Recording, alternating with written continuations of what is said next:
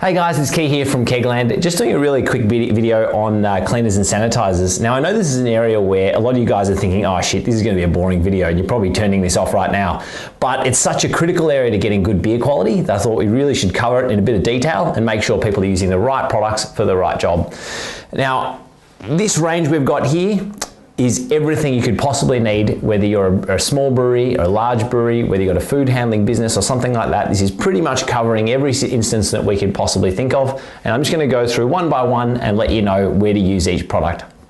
All right, I'm gonna cover the powdered cleaners first. Now, all of these now come in a 1 kilo jar. We used to pack them in plastic bags once upon a time, but the problem is the plastic bags, as soon as you peel them open, moisture would get inside the plastic bag, and then when you come to use it the second or third time, you've already got some moisture getting in there. Now, all of these products are also quite hydrophilic, meaning they take on moisture from the air, and that in some instances, like these two, starts to deactivate the ingredients, then you end up with a product which is not as active and not going to clean as well. So now we all pack them in, these 1 kilo jars. Inside the jar, they all include a little 10-gram scoop like that, so you can measure out how much you're using. And then they're fairly tight sealing jar with this lid on top, and then another lid which then screws down on that to make sure it's a nice, really tight seal. The first one I'm going to cover is the sodium percarbonate. Now we call it Stella Oxy, but basically it's just 100% sodium percarbonate. Now, a lot of people in Australia in particular use sodium percarbonate as a single active ingredient cleaner. It's generally okay, I suppose, but it has its limitations. There's no surfactants in here, and that is a bit of a problem, especially if you're not filling your fermenter right up to the brim. There's nothing to hold those cleaning products onto the wall of the fermenter, so you basically got to fill it and immerse the entire thing you're cleaning because there's no surfactants in there. The other thing is, because there's no surfactants in there, it's completely ineffective at tackling things like oils. So if you get things like hop oils and stuff like that, they'll get into your fermenter, and especially if you're dry hopping a lot, and they basically just won't come off with this. So the first few times you use it, you'll actually notice it cleans pretty well because it's taking off things like tannins and proteins get removed really well. But then if you keep using it over and over again, you start to leave behind more and more stuff, and eventually after maybe 6 months of using just sodium bicarbonate on its own, you'll notice that actually there's this scum on your fermenters and stuff like that which is starting to build up. And that's really because you can only expect so much from a single-edged sword, I guess, which only has one effective agent in there. The next one I want to talk about is sodium hydroxide. So we call it Stella Soda. But basically it's just, some people call it lye solution. It's often used for making soap, for instance, used broadly in the food processing industry.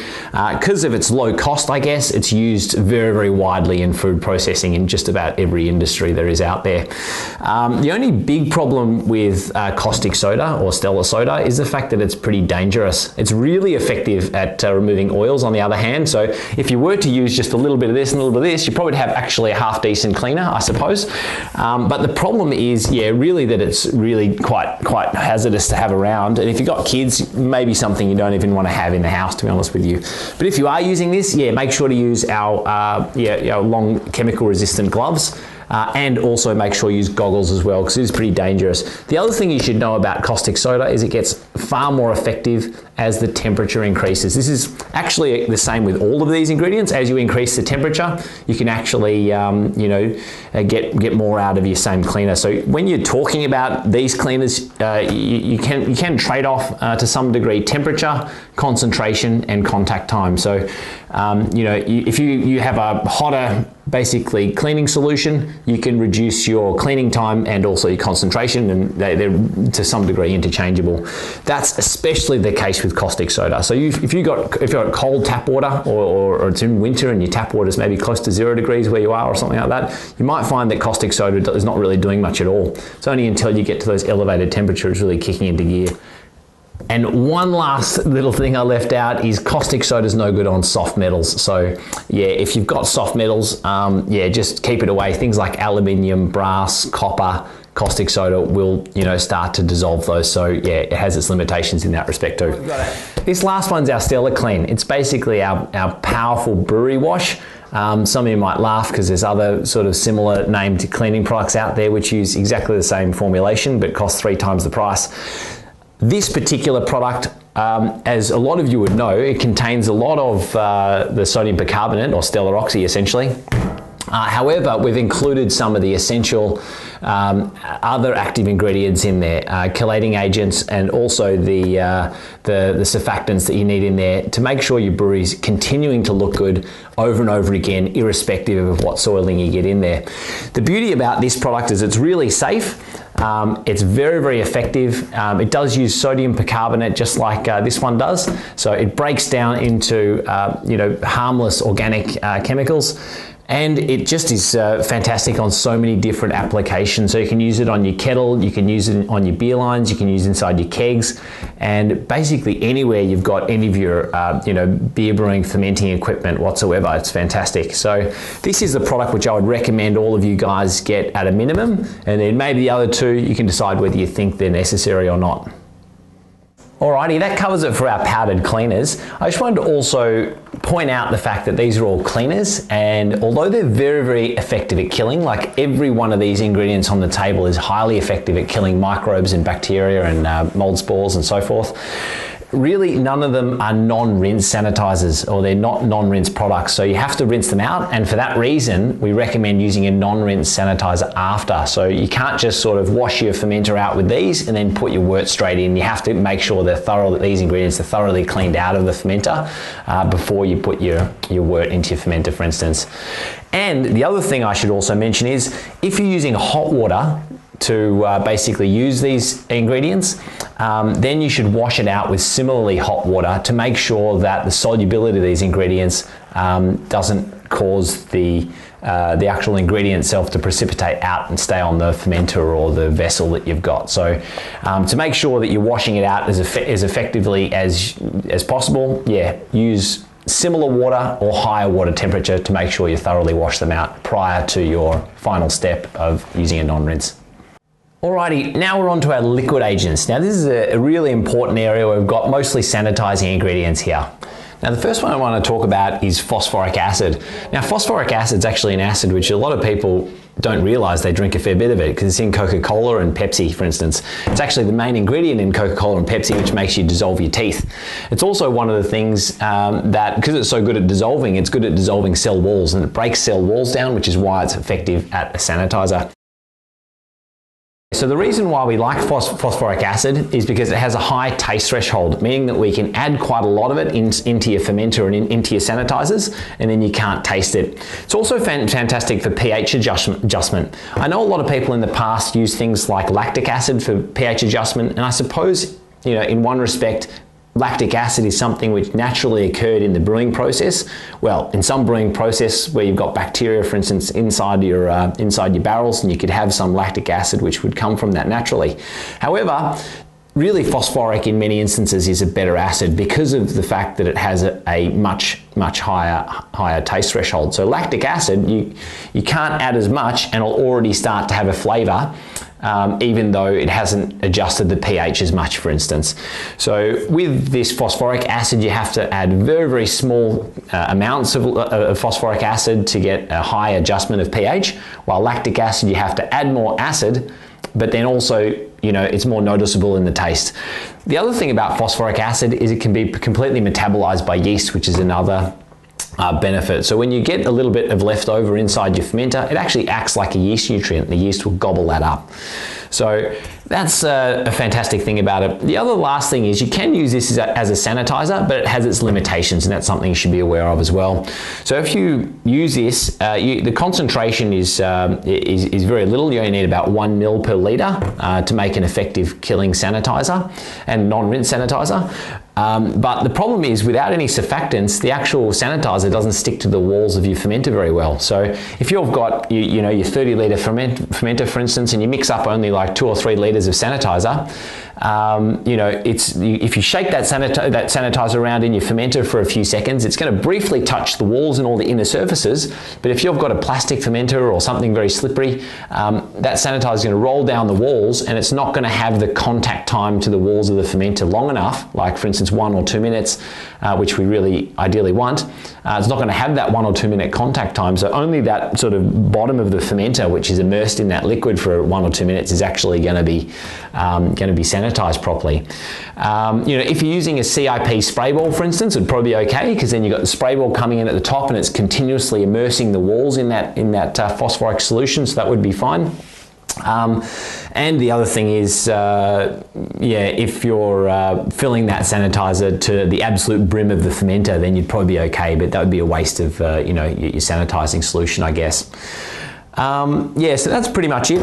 So a lot of you guys would use this product, the StellaSan. Now this is a very, very effective sanitizer. It uses obviously phosphoric as the main ingredient, but it does have the Labs acid in here as well, which is basically a foaming agent. So you'll notice when you mix this with water, it kind of foams up a lot, and that foam and that surfactant is essentially what holds it to the walls of the fermenter and making it really effective sanitizer, even for things like overhangs on your fermenters or whatever. So if you're going to get one of these products, I would say this is the #1 product to have in your toolkit, because it's just so effective across the board. Really great sanitizer, fantastic non-rinse product. And the other good thing about phosphoric acid is it's fantastic on your stainless steel ware. So if you've got any stainless steel, especially if it's new stainless steel or got welded or ground recently or sanded down, or you've actually scratched it, for instance, what can happen is that can end up with some free surface iron on the top, and that can get some surface rust on there. The good thing about phosphoric acid is you can get some of this stuff, use it undiluted, so just put a little bit here. Make sure to use gloves, because when you use this undiluted, they're a bit more dangerous than when they're in their diluted form. Then you just get a little bit, dab it on that little rust spot, leave it for 24 hours, and if you wipe that off, it'll look absolutely sparkling the next day. This is also another good idea if you've got, like, for instance, an old barbecue range hood which is sat out in the weather for a year. You get some of this on it, rub it all over, then rinse it down with the hose. You'll be surprised how good your stainless steel will look the next day. All right, now this is our Superkill ethanol sanitizer spray. It's sold in a 1 litre bottle, so it's a fair bit of ethanol spray, I guess. This is one of my favorite products, I guess, because A, I use it everywhere in the house, and B, it's ethanol. So one nice thing about this is you can literally spray it everywhere, all over the place, and because it's got mainly ethanol in there, it dries really fast, leaving no trace, no odors, or no smells behind. So that's one of the nicest things about, I guess, ethanol spray.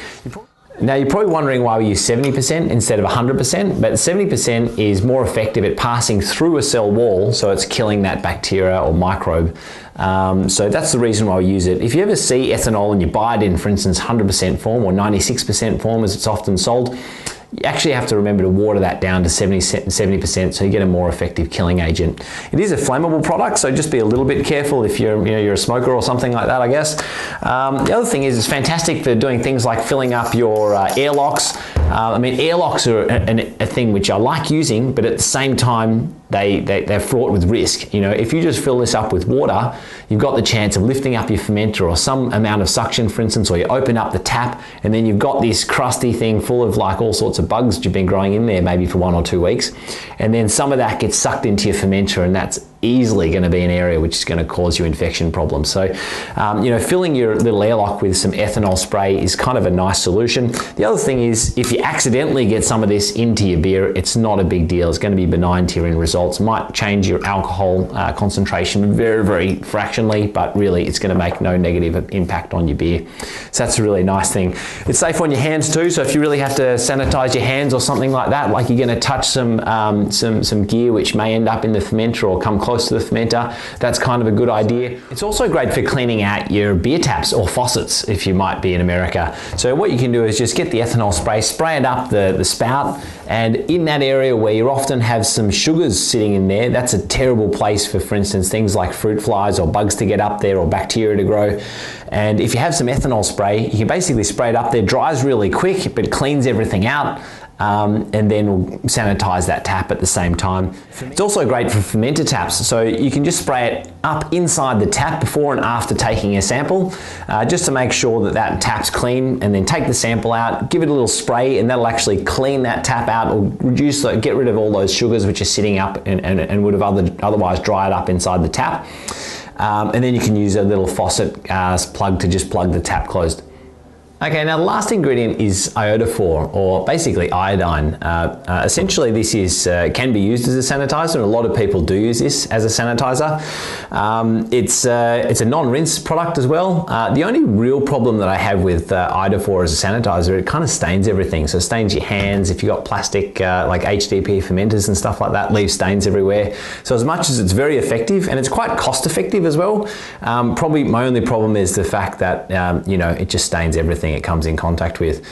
So one of the main reasons that you might want to have this inside your toolkit is because it can be used for checking your starch conversion. So if you're all grain brewing, you might want to check that actually you've converted those starches into sugars. Now this is particularly an issue if maybe you're pushing the boundaries of how short you want your mash time to be. So let's say instead of doing a 60-minute mash, you might only do like, let's say, a half an hour mash. Well, this is definitely a good thing to check. Or if you're using like maybe grains which you've somehow, you know, grown yourself or made yourself, or, you know, the source of the grains is a bit questionable and you're not sure how well, how good that diastatic power is, you don't know if it's going to convert, then, you know, this can be a good idea to sometimes check. So if you are going to do that check, I'll just give you a demo on what to do. So what you've got here is basically 2 cups, and one of them I've basically already had mashing for 60 minutes, and I've got some Joe White Pilsner malt in here, I think. And then the other one, I've just put cold water in there and it hasn't converted yet. Well, I'm assuming it hasn't converted yet. So what you would do, you first drain off a little bit of the clearer liquid, I suppose, trying to keep the main chunks of grain out of there like this. To be honest with you, I have a little tea strainer, it'd probably work well, but I don't have one at the office here, so I'm just going to use my finger. Now, ideally, you'd probably use a pipette, to be honest with you, but I don't have a pipette, so I'm just going to use this cap for now. So, yeah, you can see I'm just going to put like a couple drops in here. You don't have to put much. Oh, that's a fair bit. That's a few drops. And then you can see in here, it's kind of turning a bit of a purple color. I'm going to do that again, actually. See that? You can see the color change. It happens pretty quick, and then it's going that darkish purple color. See that dark? It's almost like a bit like a black or a dark brown. That's a sign that I've got lots of starches left in here. So if I'm doing my mash, I'd probably want to keep going for maybe another few more minutes, or another half an hour or something like that, for instance. Now I've got our other sample here. You'll probably already notice it's a lot clearer, also giving me a pretty good visual indication that I've had conversion. But the other thing I can do is obviously taste it, and actually taste sweet, and I've got conversion, but still, I don't know, maybe I've still got some potential starches left over, and that's when you would do this experiment. So I'm going to pour in some of the iodine, and you can see it just doesn't have that same effect. See how it hasn't turned that dark purpley black color? So see how that has just gone, it's just dissolved straight into solution, really hasn't changed that color much. It hasn't turned into that dark purpley color that I saw in this sample. So that's just a really quick test. You can do it in a few seconds, and it's one of the great reasons to have the iodophor iodine solution inside your toolbox. Well, that pretty much covers all our cleaners and sanitizers for today, but I'll just briefly touch on some of the other products that you might see out there, or historically, which have been used, and still there's a few of these products around people are still using as sanitizers, and that is mainly sodium metabisulfite. This is one which we commonly see in the homebrewing industry. Now, it's still sold in some places under the umbrella as a sanitizer, but sodium metabisulfite and potassium metabisulfite for that matter is not actually a sanitizer. It's a good preservative, and it's a fantastic preservative, often used in dried fruits, or making wine production, or for instance even in meats and cured meats and stuff like that. There'll be some sulfides and stuff like that, like sodium metabisulfite used in there. Sodium metabisulfite is a fantastic agent at removing oxygen. So the sulfide basically grabs onto the oxygen, creates sulfur dioxide, bonds it up, and then basically it's not going to decrease the shelf life of the product, for instance, that you're trying to keep. So because of that deoxygenating effect, I suppose, it makes it harder for bacteria to grow, but it doesn't actually kill the bacteria, or in a lot of instances it doesn't kill the bacteria, especially if the bacteria is a anaerobic bacteria. Mold spores and viruses and stuff like that also, often won't have any effect if they come in contact with sodium metabisulfite or potassium metabisulfite. So that's something to remember. It's not actually a sanitizer, even though it's commonly touted as being a sanitizer, and that's something I want to sort of clear up for the record. Another one is people using things like bleach as well, or chlorinated sanitizers, also that pink powder. Basically chlorinated or bleach essentially it's dirt cheap, I suppose, which is probably about the only good thing, but really the problems with using things like bleach is, firstly, it pits stainless. So if you've got any stainless wares like kegs, or you've got a RoboBrew or something like that, bleach is horrendous. It actually attacks the stainless and actually end up pitting the stainless. The other thing is the taste threshold of chlorinated type substances is so unbelievably low. Even if you get a few parts per billion in there, it becomes noticeable in the end beverage. It sometimes can give you beers a bit of a medicinal type taste. It also with very small concentrations can affect yeast growth as well. So because chlorine has such a low taste threshold, you have to be washing it out so thoroughly that in the process of washing it out of your equipment, you can actually be introducing more bacteria in the rinsing out process. So that's a good reason to try to stay away from just chlorine-based sanitizing agents, generally speaking. Anyway, hope you've found the video not too boring. I hate talking about sanitizers and cleaners, but it is such an important part of the brewing process that I just thought I should do one video and cover it all, and at least get that out of the way. If you've got any other questions, definitely send us an email, give us a call, or sign up to our Facebook page, and definitely subscribe to this video if you like what you've seen. So just down on the bottom right hand corner there. All right, thanks guys. Talk to you next time.